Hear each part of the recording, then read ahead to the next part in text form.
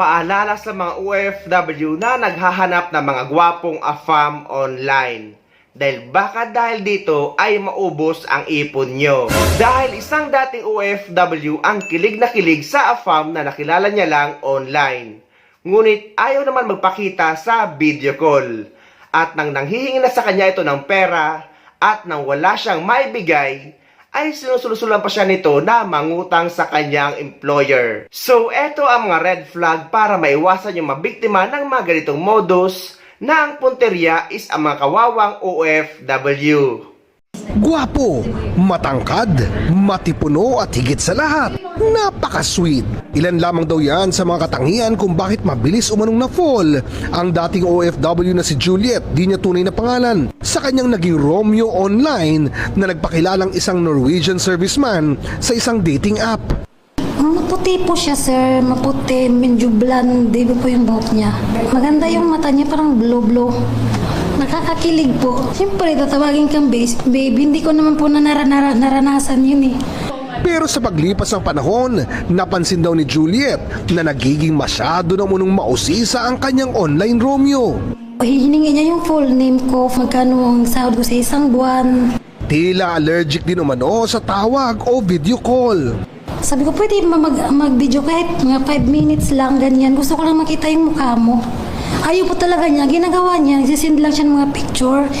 Lalo na raw siyang nagduda nang dumating sa punto na nanghihingi na ito ng pera. At nang sabihin niyang wala siyang perang maibibigay, Sinabihan pa niya ako, mangutang ka sa amo mo, sabihin mo emergency. sa puntong ito, napagtanto raw ni Juliet, hindi ito true love, kundi love scam. Kaya akala ko totoo po siya, yun pala scammer. Di baling pangit na siguro, totoo yun. Pag sobrang pogi, mahirap. Mapagmahal at masipag, ang mga katangian daw nating mga Pinoy na madalas ay sinasamantala ng mga nasa likod ng mga tinatawag na love scam o yung modus na pakikipagkilala online, paiibigin ka hanggang sa kalaunay huhututan ka na ng pera. Sa lahat talaga very emotional tayo palagi. And because of this attitude, pwede ka na i-program sa AI. Paano ko gagantuin ang Pilipino? Naka-profile na tayo and they know highly vulnerable tayo. And they know ang Pilipino masipag magtrabaho kaya maraming ipon. Kaya tinatarget tayo.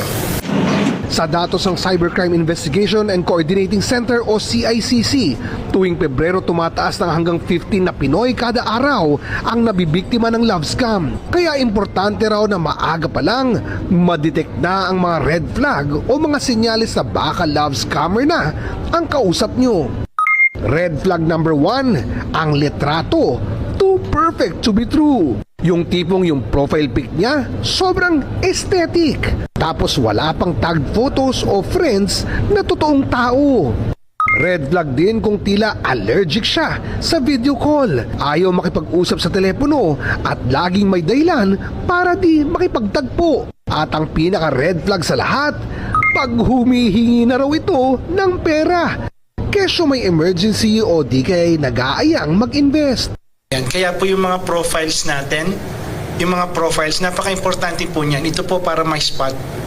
Kasi ang problem, karamihan ng love scam, LDR, foreigners. So there's no chance to meet. Kaya mag-ingat kayo mga kababayan, lalong-lalo sa mga Pinay OFW kasambahay na malungkot sa bahay ng kanilang employer. Dahil baka sa lungkot nyo ay mas madagdagan pa ang problema nyo kapag natangayan kayo ng pera ng mga ganitong modus.